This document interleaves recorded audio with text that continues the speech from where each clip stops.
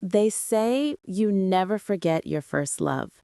No matter how much time passes, how many people come and go, that one person, the one who made your heart race for the first time, always stays somewhere deep inside you. And this is the story of mine. My name is Lena Carter. I'm 29 years old and I live in Portland, Oregon, USA. But this story started years ago, back when I was just a shy 17-year-old girl who believed love only existed in movies and late-night songs. It was the summer before senior year. The sun seemed brighter, the air warmer, and every day felt like it was waiting for something magical to happen. I used to spend my afternoons at a little bookstore cafe downtown, a cozy place where people read poetry, painted, or just watched the world go by.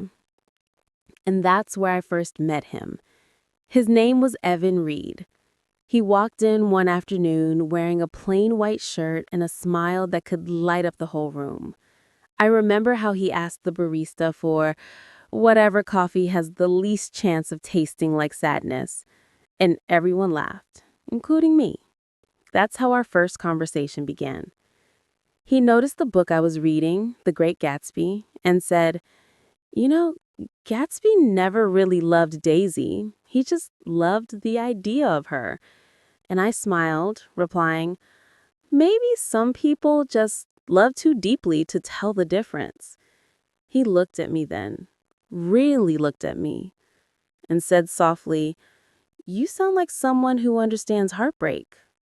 I didn't back then, but oh, I would. From that day on, we saw each other almost every afternoon.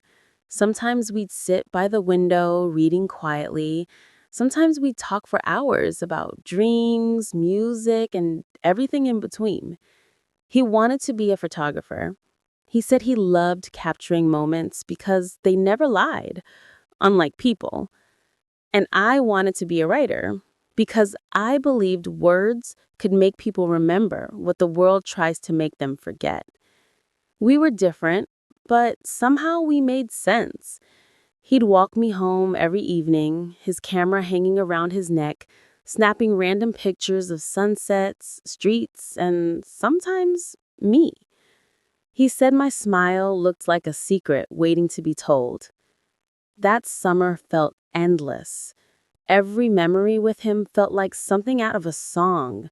Our ice cream dates, late night text, and those long walks where silence felt more comforting than words. But like all beautiful stories, ours had an ending written long before we even saw it coming. Evan got accepted into an art school in New York City.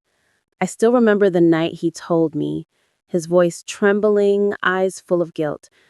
"Lena, this is my dream, but I don't want to leave you." I smiled, trying to be brave, even though my heart was breaking. I said, "You have to go. Dreams don't wait forever." The night before he left, we went to our favorite spot by the river, the place where we used to sit under the old oak tree and talk about the future. He gave me a small photograph of us, taken by his camera the week before, and on the back he had written, "If we're meant to meet again, we will. Love never really says goodbye. It just waits." We hugged, and for a moment, I felt like time had stopped. I watched his bus disappear into the dark, my tears blending with the rain that had started to fall. I thought that was the end, but life, as always, had other plans. Years passed. I went to college, became a writer for a small magazine, and tried to move on. I dated a few people, laughed, traveled, but no one ever made me feel the way Evan did. Every time I walked by a bookstore, saw an old camera, or heard someone say Portland sunsets, my heart quietly whispered his name. Then, one rainy evening, 7 years later, I got a message on Facebook. It was from him. My hands shook as I read it.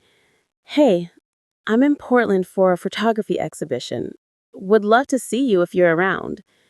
My heart skipped a beat. After all these years, I didn't know if I wanted to see him or if I was just scared of realizing how much I still loved him. But curiosity, and maybe fate, pulled me to that gallery. When I walked in, the walls were filled with his photographs, portraits of strangers, street corners, sunsets, and then I froze. In the center of the gallery was a photo labeled Home. It was me, sitting by the river under that old oak tree, exactly like we used to. I turned around and there he was, Evan, standing a few feet away, holding the same camera, looking at me with the same soft eyes. He smiled nervously and said, "I've been chasing moments for years, but none of them ever felt right, except this one." Tears filled my eyes as I whispered, "You still take pictures of me without asking?" He chuckled. "Some habits never die." We talked for hours that night. He told me about the cities he'd seen, the exhibitions he'd done, and how no matter where he went, nothing ever felt like home. I told him about my writing, about the stories I'd published, and how my heart never quite let him go.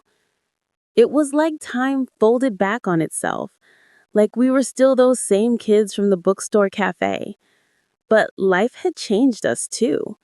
We were older, wiser, and scarred, but still connected by something invisible and pure.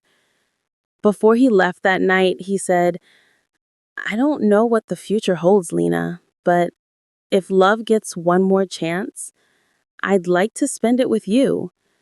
And this time, I didn't hesitate. I smiled and said, "Maybe love never left, Evan. It was just waiting for us to grow into it." Since that day, we've been writing a new chapter together. Not the wild, teenage kind, but a quieter, deeper love. One built on years of distance, memories, and the understanding that sometimes love isn't about holding on. It's about finding your way back when the world spins you apart. Now, every morning, when sunlight filters through our kitchen window and I see his camera sitting on the counter next to my notebook, I realize something beautiful. First love isn't always about being someone's first. It's about being someone's forever.